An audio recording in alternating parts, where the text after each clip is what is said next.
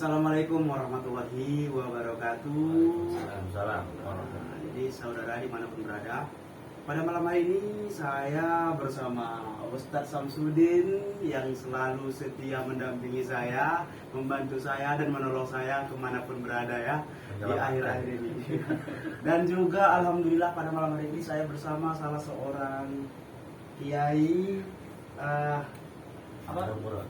Kiai Murad, masya Allah ya, saya ini dipegang di gemeteran saya ini apa itu? Beda. Ini tangannya orang kantor.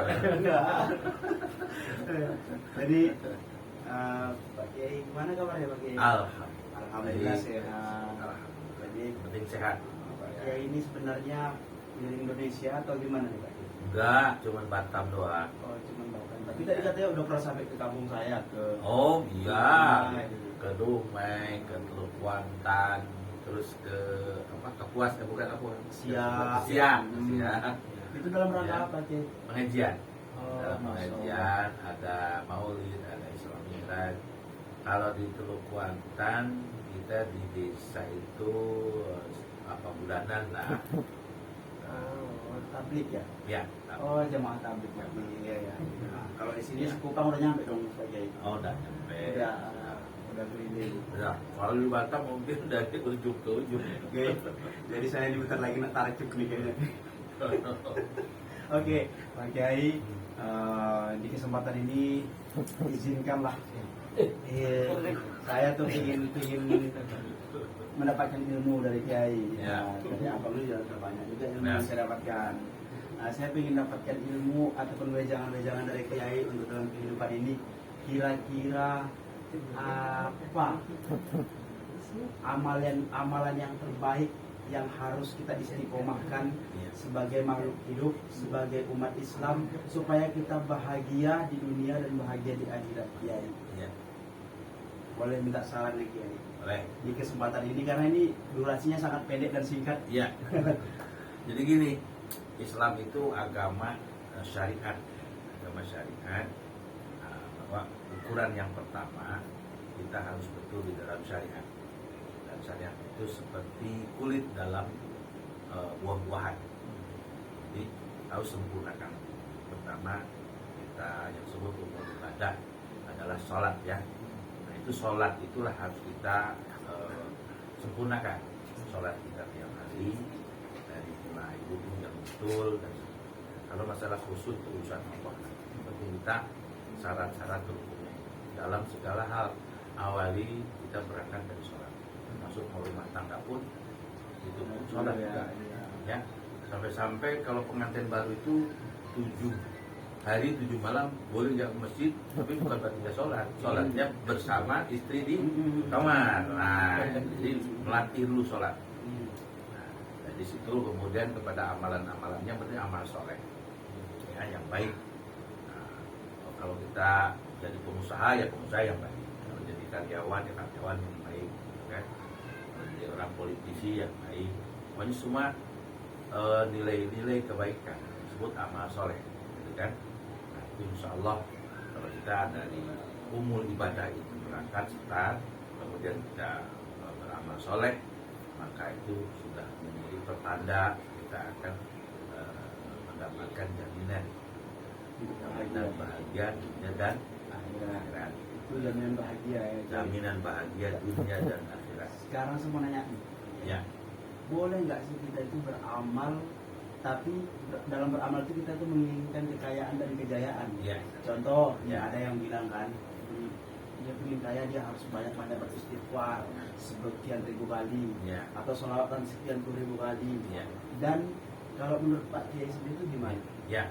Itu kan bagian daripada tawasul namanya ya. Ya. Artinya proses kita mendekatkan diri kita kepada Allah SWT. Ya. Nah, kalaupun memang kita menginginkan dunia, itu kan yang penting jangan dijadikan cita-cita akhir lah. Karena dunia ini sifatnya media saja, dia hanya menjadi perantara saja. Gitu. Tapi normal kita ingin jadi orang kaya itu normal. Cuman jangan dijadikan cita-cita akhir. Itu hanya sebatas perantara saja. seperti kita baca Quran yang menginginkan dunia itu boleh, cuman jangan sampai itu dijadikan segala-galanya. Nah, kira-kira amalan yang tadi itu istighfar, sholat itu bener nggak sih bisa bikin kaya, bisa bikin jaya di dunia Pak Kiai? Kalau Allah menghendaki ya, kalau Allah menghendaki, karena Alhamdulillah bersyukur ya ayyuhalladzina amanu taqullaha wabtaghu ilaihi wasilatan la'allakum tuflihun. Wahai orang yang beriman, bertakwa kepada Allah dan carilah itu wasilah. Nah, itu proses kedekatan kita kepada Allah Subhanahu wa taala. Kalaupun dengan istighfar itu kita dekat dengan Allah, dengan sholawat dekat dengan Allah, ya, nah, maka Allah akan menjawab kedekatan kita. Ya. Asruhan sabitun wafat orangnya di bawah, di bumi, membaca Quran, membaca sholawat, istighfar, tapi hatinya dekat kepada Allah, ada seolah-olah dia ada di langit, maka Allah akan menjawab keinginan. Cuman dunia itulah jangan dijadikan hasil akhir. Jadi jangan dijadikan tujuan. Jangan dijadikan tujuan, karena dunia itu hanya menjadi perantara saja. Sehebat apapun dunia, wabtaghi lima attaqallah darul akhirat. Jadi untuk akhirnya akhirat dulu. Nah, cuman untuk akhirat ini melalui dunia. Jadi kalau kita belanja ke pasar, ya kita belanja sembako dulu, karena itu tujuan kita ke pasar. Nah, cuman jangan lupa beli rokok umpamanya. Nah, itu walatansa nasibaka minan dunya. Jangan lupa nanti kalau udah belanja beli rokok. Nah, jangan dibalik. Beli rokok dulu. Nah, nanti sembako nggak kebagian. Nah, itulah yang salah menempatkan amalan. Dia mengejar dunia, baca yasin, Iya, kan banyak tuh di media sosial itu yang nggak boleh. Kajian yang mengarahkan kita kalau pengen kaya begini begitu, banyak baca istighfar. Nah, kalau untuk apa ya? Karena memang orang ibadah ini ada kelasnya kan? Ya. Ada kelas imannya seperti anak-anak. Nah, kalau kelas anak-anak kan memang dia harus nyanyi dulu, harus balon ada 5 lah. Kemudian dia harus dikasih permen dulu, gitu kan? Nah, karena kelasnya anak-anak, gitu kan? Dan anak-anak itu nggak butuh kejelasan, ya, karena kita hanya memahami otak dia, sehingga kalau kita menerangkan tentang Allah, kemudian anak kecil nanya Allah itu ada di mana, kita jawab ada di langit, itu untuk anak-anak benar, karena kita nggak bisa menjelaskan ilmu tauhid hadapan anak-anak. Nah, seperti masyarakat secara umum. Nah, masyarakat secara umum awam, ya, dia kan nggak semua belajar tauhid yang mendalam. Sebenarnya saya potong Pak Kiai. Boleh. Orang awam di luar sana itu kan banyak. Ya. Ilmu tauhid itu ilmu apa Pak Kiai? Ilmu yang terkait dengan zat Allah, sifat Allah, af'al Allah, asma Allah.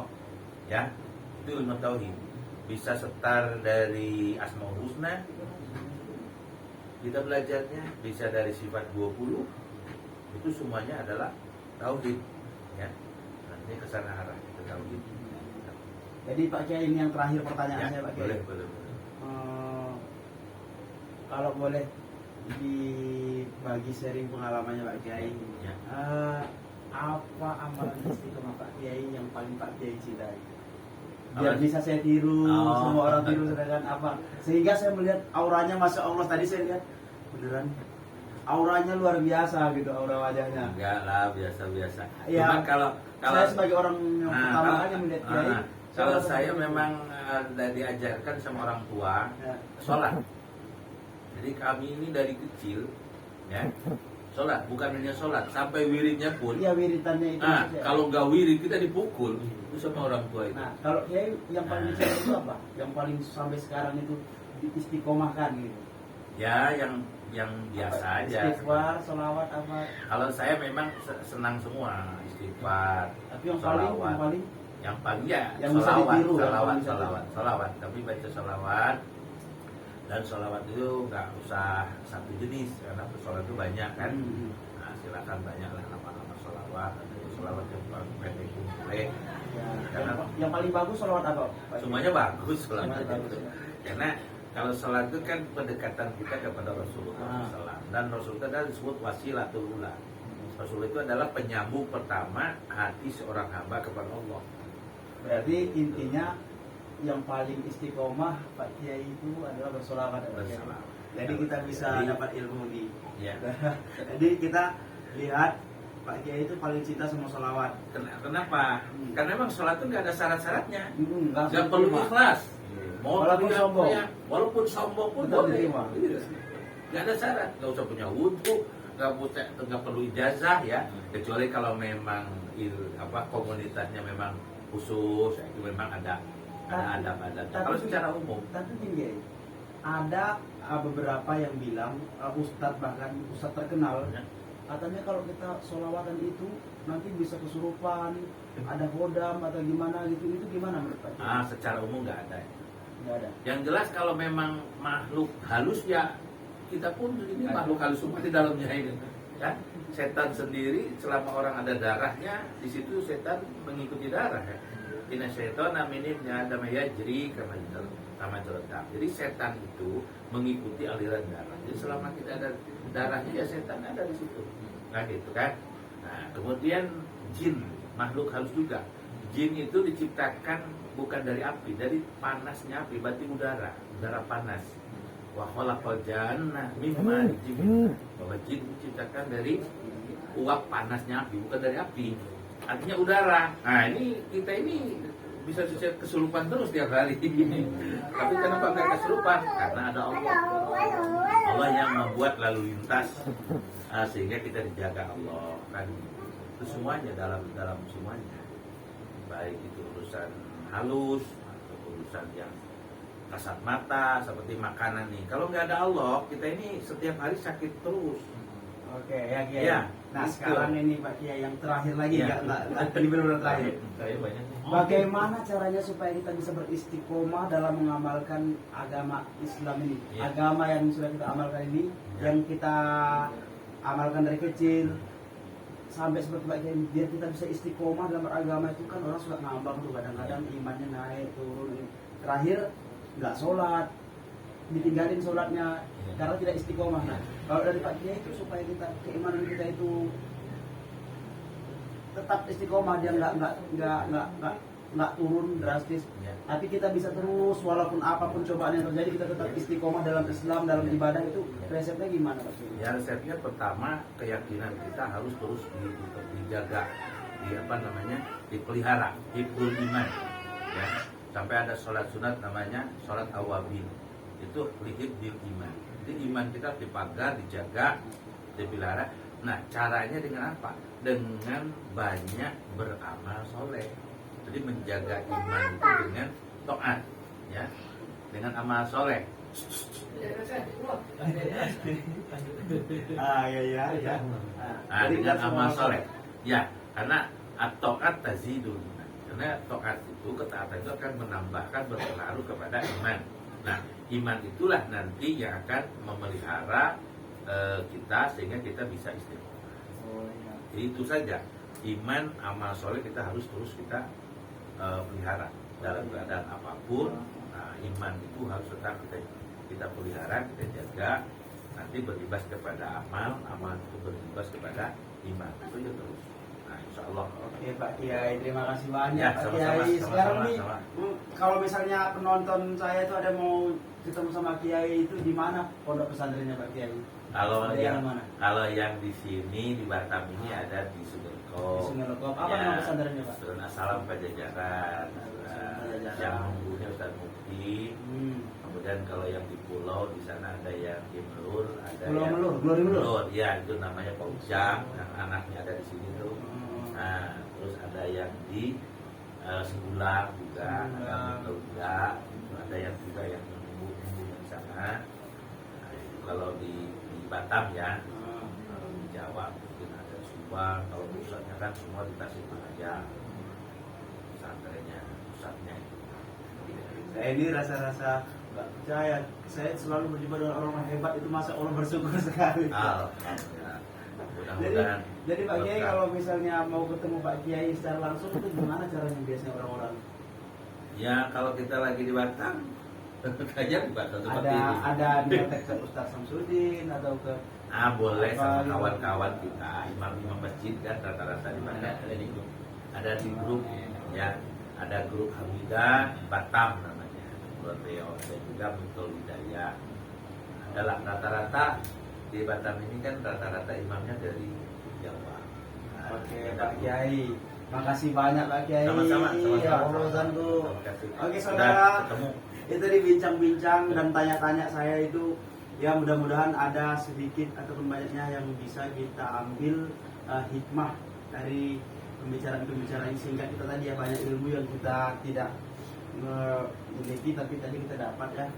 Contohnya itu apa itu tauhid. Mungkin banyak orang yang tahu, tapi banyak juga orang di luarnya yang nggak tahu apa itu ilmu tauhid ya. Oke semuanya, terima kasih udah nonton video ini. Billahi taufiq wal hidayah. Wassalamualaikum warahmatullahi wabarakatuh. Waalaikumsalam. Jangan lupa selalulah pandang wajah Ustaz Samsudin yang selalu saya. Itu Bapak sekarang Logaran. Makasih Pak Kiai. Ya, sama-sama. Aduh.